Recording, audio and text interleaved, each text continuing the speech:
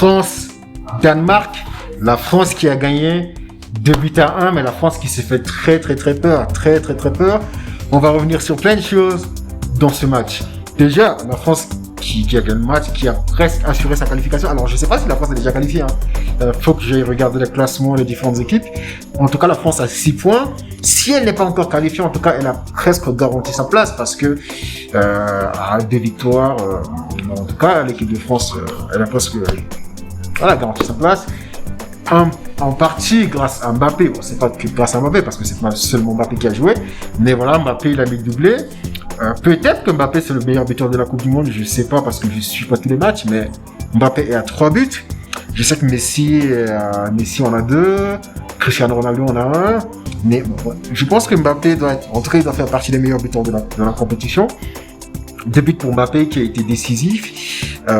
Donc malgré tout, l'équipe de France, je trouve pas cette équipe. Je ne trouve personnellement, c'est mon avis, je ne trouve pas l'équipe de France. Je trouve pas que c'est une équipe. Bon, c'est une équipe qui est efficace, qui a gagné ces deux matchs. Le premier match, oui, je vois que l'équipe s'est procuré des occasions, ainsi de suite. Dans ce deuxième match, oui, bon, l'équipe a gagné quand même. L'équipe a bien joué quand même. Mais je ne trouve pas cette équipe de France. Je la sens pas vraiment. C'est une équipe qui est efficace. Tu vas me dire c'est une équipe qui est efficace. Elle peut gagner la Coupe du Monde. Mais c'est pas une équipe que je placerais sur le papier. Avant c'était dans les favoris. Mais d'après ce que moi je vois, même dans le premier match et aujourd'hui, c'est que mon avis, je ne trouve pas cette équipe de France impressionnante. Je trouve pas l'équipe de France impressionnante. Bien sûr, elle peut compter sur la vitesse de Mbappé, les petits débordements de Dembélé qui peuvent provoquer des dangers. D'ailleurs, même si Dembélé aujourd'hui, c'est vrai que je trouve qu'en premier mi-temps, il était très perturbant. En deuxième période, moins. Mais voilà, c'est-à-dire que les dangers de l'équipe de France vont venir presque de là. C'est de Dembélé qui va perturber là-bas, qui va faire du centre. Parce que ces centres, ça ne va pas marcher à tous les coups, mais tu en as un qui va créer quelque chose. Au premier match, on a vu sur la tête de Mbappé. Moi, ça me fait penser à Daniel Alves quand il était au Barcelone, tu vois. Daniel Alves, il faisait des centres à tout va. Je me dis, mais pourquoi il fait ça? Je me rappelle quand j'allais voir des matchs avec mon frère et mon père, je me dis, mais pourquoi Daniel Alves, il peut pas faire des passes, faire autre chose qu'au lieu de faire des centres? Mais en fait, c'est ce qu'on lui demandait, en fait. Et ces centres, sur 10, dans un match, il va faire 15 centres, mais il suffit qu'il y a 2 centres qui créent des problèmes et ça crée 2 buts. En Coupe du Monde, il suffit que parmi les 10 centres de Dembélé, il y en a un qui trouve Giroud, et bam, il y a but. Donc, il y a ça. C'est vrai que l'équipe de France, je ne la trouve pas ouf. Maintenant, ça ne veut pas dire qu'elle ne peut pas gagner le mondial, comme je l'ai dit. Donc, mais voilà, l'équipe a gagné 2-1. Voilà, grâce au début de Mbappé. Griezmann, qui, voilà, il n'a pas été mauvais, mais il n'a pas été extrêmement bon non plus. Rabiot, je l'ai trouvé dans les 2 matchs. Rabiot, franchement, c'est un joueur, depuis que je regarde le foot, c'est un joueur que, en tout cas, j'ai jamais fait attention à lui, franchement. Pour moi, c'est un joueur comme ça. Mais c'est vrai que dans les 2 prestations à la Coupe du Monde, Rabiot, je l'ai vraiment trouvé remarquable. C'est un joueur que j'ai trouvé vraiment remarquable dans les 2 matchs de la Coupe du Monde. Donc, reste à voir. Franchement, c'est vraiment un joueur que je trouve remarquable, Rabiot. Avant, c'est pas un joueur qui a attiré mon attention. Et donc, grosso modo, c'est ça. On va venir sur quoi d'autre?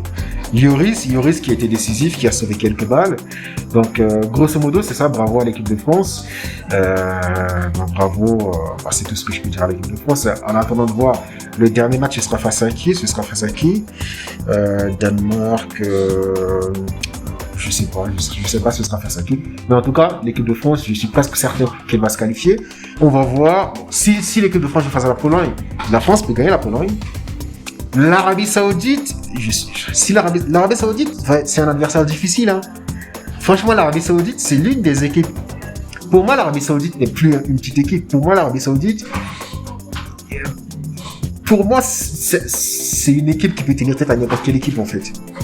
Pour moi, ils avaient battu l'Argentine parce que l'Argentine il y avait une petite erreur. Mais lorsque je les vois jouer face à la Pologne, c'est vraiment une équipe auprès de laquelle il faut se méfier. C'est-à-dire, si tu as la chance de les tuer, il faut que tu les tues. Mais si tu fais attention, c'est une équipe qui est surprenante. Donc, voilà, grosso modo, pour cette équipe de match, équipe de France C'est quoi leur adversaire déjà? J'ai oublié le nom. Danemark, je pense que je commence à avoir Alzheimer, faut que j'aille consulter mon médecin. Donc voilà, pour le petit, pour la petite vidéo, j'avais envie de m'exprimer dessus. Dis-moi toi ce que t'en penses. Est-ce que tu penses que, première question, est-ce que tu penses que moi personnellement l'équipe de France je les trouve pas étincelantes? Est-ce que toi tu trouves l'équipe de France étincelante?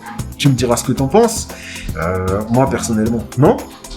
Et pour la suite, est-ce que tu penses que si l'équipe de France joue contre l'Argentine, dis-moi pour toi tes pronostics. 3-0 pour l'Argentine, 5-0 pour la France. Dis-moi ce que t'en penses. Et je te dis, je sais pas quand est-ce que je regarderai le prochain match ou je ferai un débrief. Mais je commence à prendre du plaisir, donc je pense que je vais le faire de plus en plus souvent. Bon, il est l'heure d'aller entraîner l'équipe 7, Naruto, Sakura et Sasuke. Téléportation.